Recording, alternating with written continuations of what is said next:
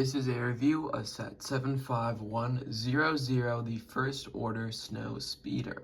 This set has 444 pieces, 3 minifigures, and originally released on September 5th of 2015 and only retired in 2016. So today in 2025, this set and the movie that it released for The Force Awakens officially reaches its 10th anniversary. And like I said, this set includes 3 minifigures, all of them being snowtroopers with very, very minor differences.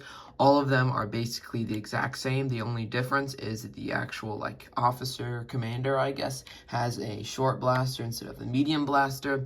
And this one also has a really nice waist cape as well as a combo, which is something you wouldn't really see in sets releasing nowadays. I believe this set originally retailed for $40. I picked this up for $35 and it is a little bit used. And during this year, every single clone, Stormtrooper, and of course First Order all had the same face print, which was just this sort of iconic at this point face print. So the cloth camas and waistcapes look very nice. And again, the only difference with the other Snowtroopers is that they don't have them. Again, they still have the same face print and just a longer blaster. So now I'm going to take a look at this really detailed First Order speeder. This is actually extremely accurate and looks really nice. It's packed with a bunch of different play features. Of course, they have the main flick fire missile, or I guess stud shooter in the front. It does have the older stud shooter here, and you can adjust, I guess, the actual lookout area, which is simple Technic function there. And you can, I guess, attach a minifigure hand to this little bar there to make it seem like he's actually piloting it. And it actually is pretty adjustable. You can tuck it away, I guess, if you want to, for some storage. But that's not all the stud shooters there are. There are 2 of this rotating stud shooters, which LEGO doesn't really do anymore. This was an older feature there, which actually work pretty nice. All you gotta do is twist the black piece on the back, and it is for both sides. They also have these flaps here, which you can close in if it's not moving. And once it moves, it actually opens these up. And it actually looks pretty nice. I mean, it is a full adjustability, I guess, so you can go full 180 degrees there. Looks pretty nice. And of course, it comes with 3 of these crates, all packed with the green studs that you need to refill all of these stud shooters. So it looks very nice here. No missing pieces from this, even though I did get this one used. It also has pretty nice adjustable seats. I do wish it would have a little bit more detail in the actual base. I feel like there's a lot of empty gaps here. These seats over here just feel a little bit empty. I wish it would be tiled off or add something else there. But they are pretty adjustable. This is the most accurate position that you could put it in, but you can also fold it back if you want to put it in storage again.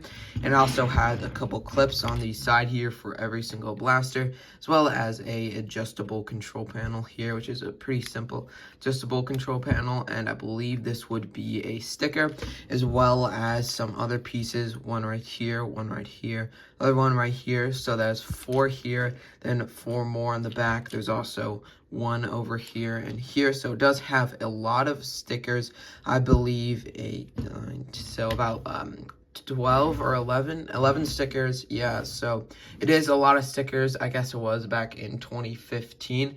Again, obviously I prefer them to be printed, but it is a $40 set, so I don't mind it as much as I would.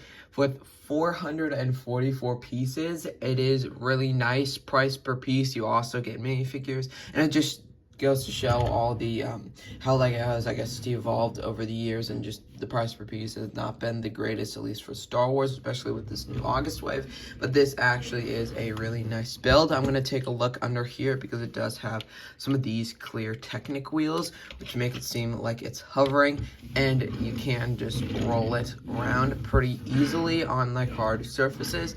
But I feel like it is a little bit unbalanced here, not straight. There is a lot of empty space here, which I guess makes it seem like it is hovering. But it does kind of remind me of a set from the sequels where there was a cool feature where you could push this down and one of the jetpack troopers would launch off, sort of like how it was in the movie. Of course, they fly now. But no, Jetpack Troopers were actually featured in that movie. The main reason I got this set is because I'm actually starting to build my First Order army in honor of the 10th anniversary of the first sequel movie, Episode 7, The Force Awakens. Here is my army so far. I did make a lot of videos adding on to this army. So now I'm going to add on the full platoon of snow troopers here. I did have one from before, which doesn't have the backpack on it. Of course, I have Kylo Ren leading the army. I will have a full showcase of this later.